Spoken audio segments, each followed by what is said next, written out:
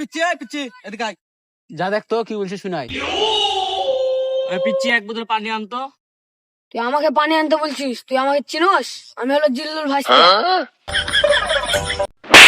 যা তোর জিল্লু বাপকে ডাকিলে, আমরা এই জায়গাতে আছি। বাপের বেটা হলো ওখানে দাঁড়া থাকিস, আমি জিল্লু চাচাক দেখিলে আসছি। হ্যাঁ, ওইখান থেকে ওই চাঁদার টাকাটা লইছস। হ্যাঁ, লইয়া ওইটা ওই ব্যাংকে জমা দিয়ে দিস, ঠিক আছে?